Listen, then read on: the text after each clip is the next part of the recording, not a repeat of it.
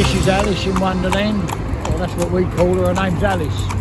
But lovely little girl, she's really nice. I've seen quite a few films of her because they've come here to be trained for single, pair, tandem and riding. So we're just taking her down in this vehicle today. She's a very, very willing horse, very, beautiful, nice work ethic and everything like that. But we've put a smaller vehicle on, and we'd put a smaller one on anyway. We'd do that because obviously she's single. But we put this one on, which although it's very light.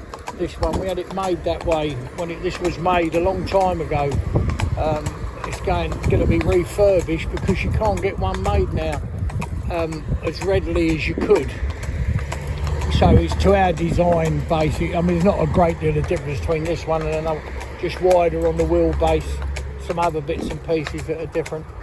But it's going to be refurbished. But it rolls absolutely lovely, very, very nice. It's got air suspension on it. We'll have to walk over here now, I'm afraid. We've committed. But she's a lovely, lovely little girl. She's got half sister with us, a grey one you'll see her being driven with. But she's a nice, absolutely 100,000,000% bomb-proof in all respects. But she rides round here as well, round this big Tesco's roundabout amongst all the traffic. So they've been here a while, much longer than they normally would be. But they are true, both of them are true pair of ride and drives, And I don't need any pressure on her mouth, and she'll just walk along like that. If I tell her to trot, or ask her to trot, or jig jog, she'll do that. A jig jog is like a very slow trot. There's no reason for it, there's no advantage of it. It's just the fact that when I asked her, she'd do it if I asked her now. Jig, jig.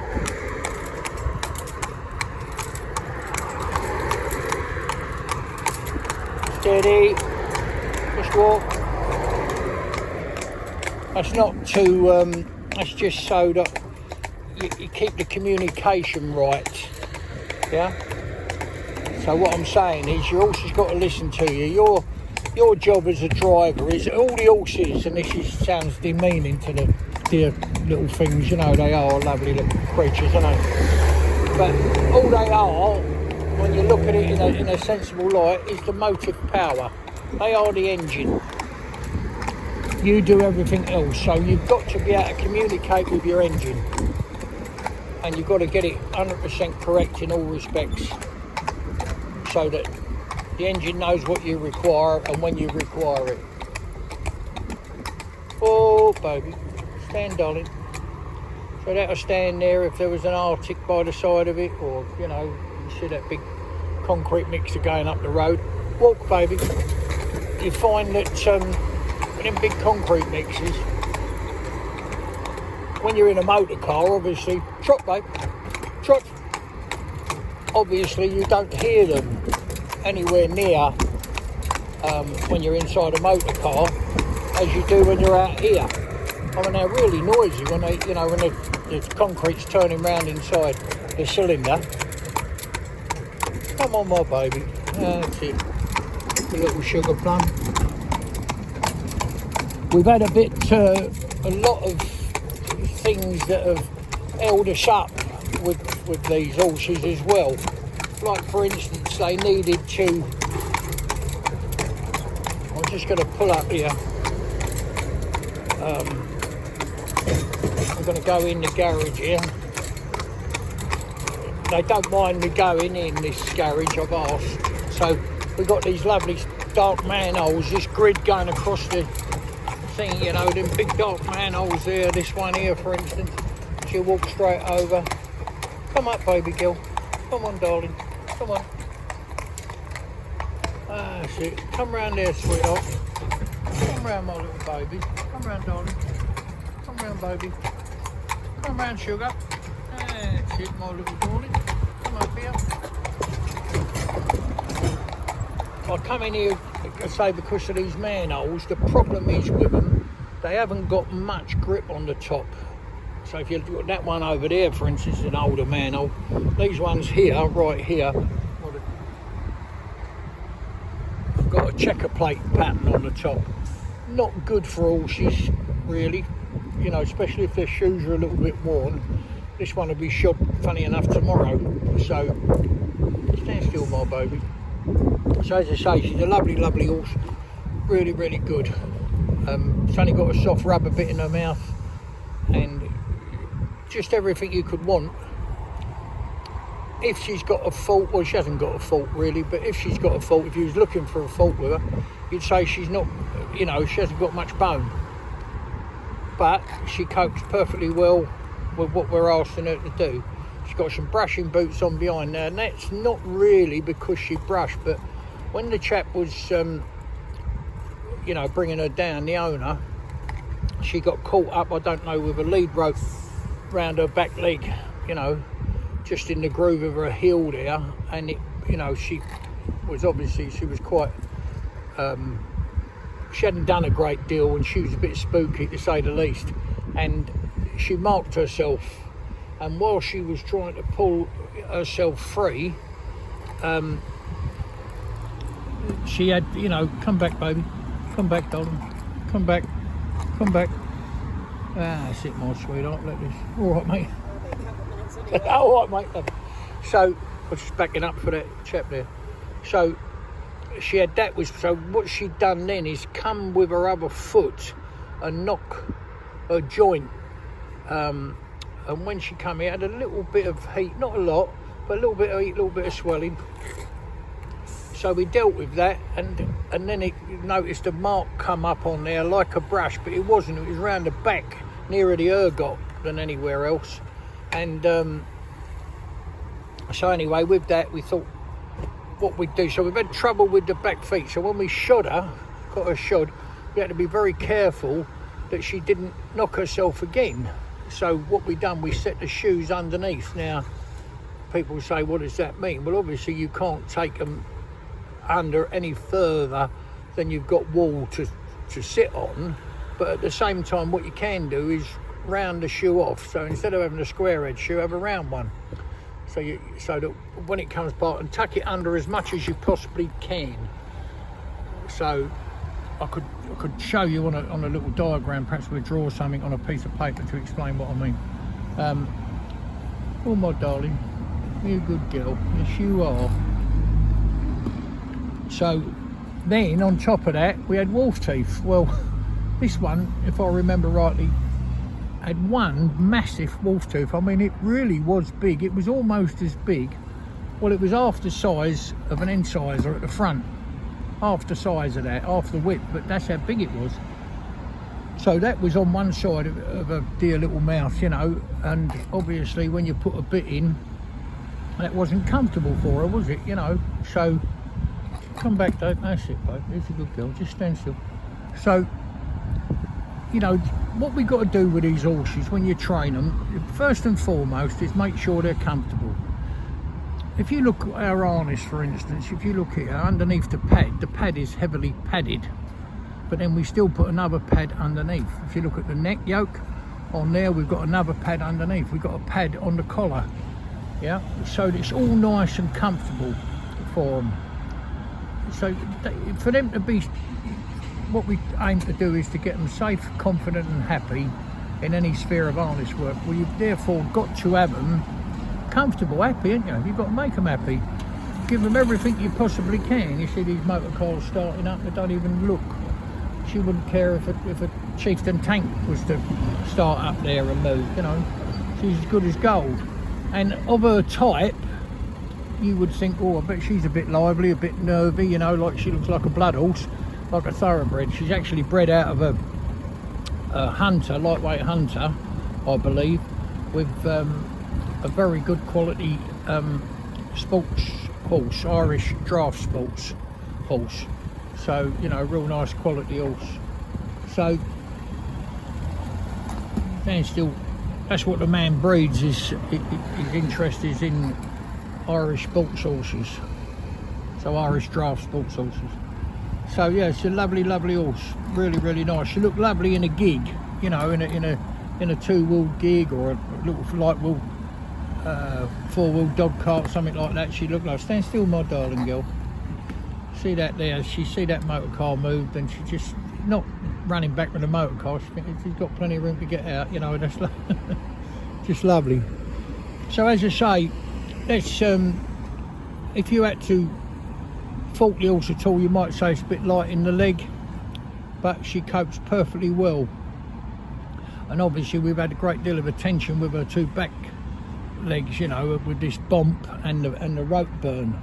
It doesn't take horse long. He's only got to snatch back half a dozen times when it's got a rope tangled, and it's just these things that happen. It's no one's fault. It's just these things happen, you know. It's an accident. But so when she come, he didn't know whether to bring her or get her treated at home before, but she was walking all right, stood on the vehicle all right, and so we took care of it, or I say we took care of it. It's more Reed's department than mine. You can only have one person feed horse, in my opinion.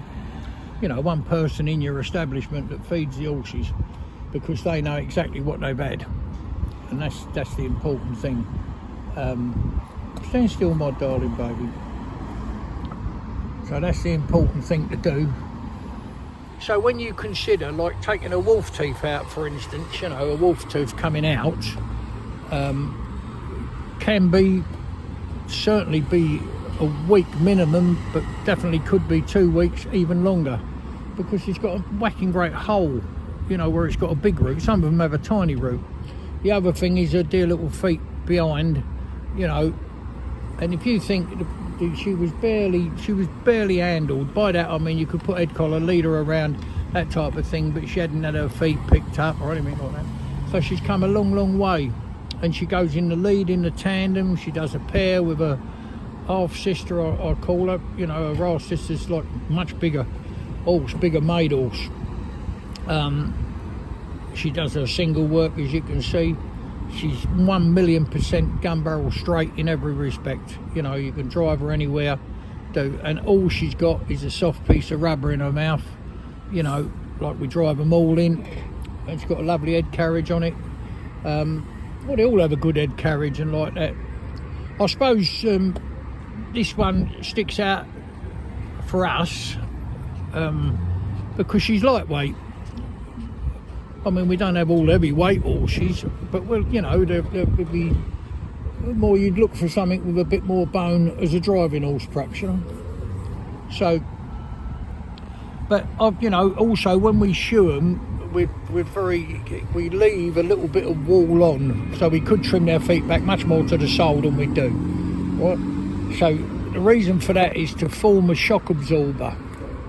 I've said this loads of times on. If you get when your horse's feet's trimmed, keep the trimming off of 1 foot. You know, it comes round. It's sometimes almost complete, the same shape as like horseshoe that's going to go on it. So if you have that and you cut it in half, and you keep one moist and let the other one dry out. So if horse was walking, especially this hot weather we've had lately. So if the horse, you know, you let it dry out and you hit it with a hammer on an anvil or a hard flat surface, you'll see it crack and break. But the one that's been kept moist will be just like a piece of rubber. You know, the hammer will bounce off it. So if you let the hammer drop onto it, it will bounce off it. And that's what we do, like form a shock absorber for their little feet. There's my darling. So when we're doing this type of work, you know, and it's all road work for horses, or, you know, for driving horses, a lot more road work than perhaps, I mean, obviously you can get through narrower gaps, you can go than you can with a vehicle behind the horse.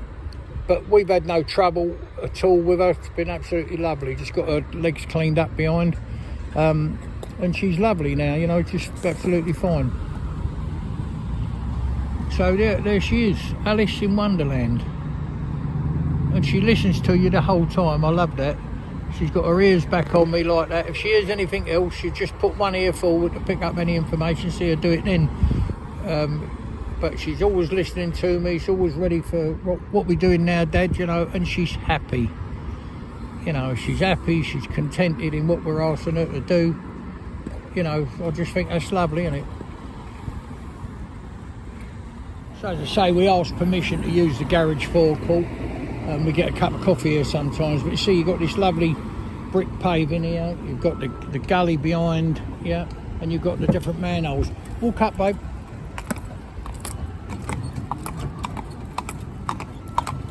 Just walk now, darling. So yeah, really nice.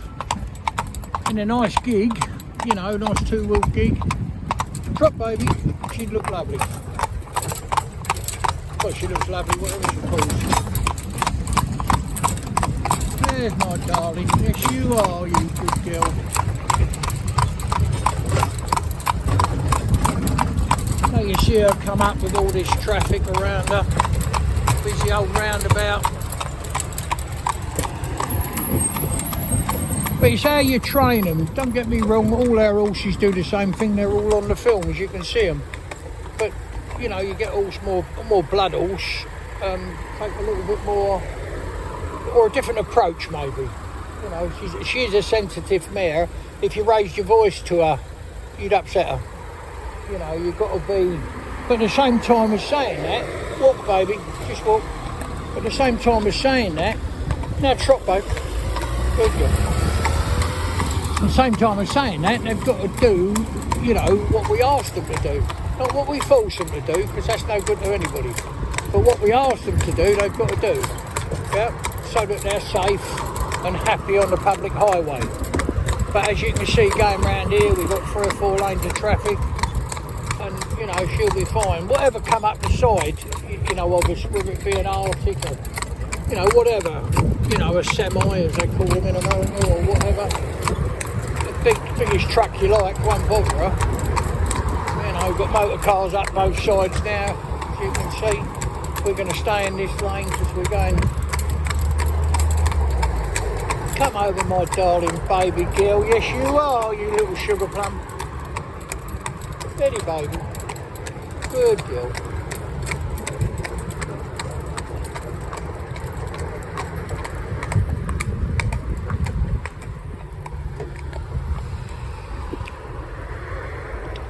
So safe, confident and happy, that's what it's all about, you know, what we like to do at Allstrawn. But, you know, you'll see her riding, beautiful, I mean, seriously lovely. Riding round this roundabout, funny enough. Trot, baby. Come on, my little sugar, that's it.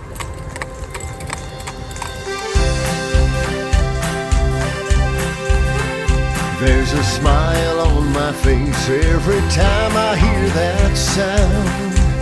The rhythm of the hooves as they touch the ground. And there's no better place I'd rather be than with my safe, confident horse. And there's no better place I'd rather be than with my safe, confident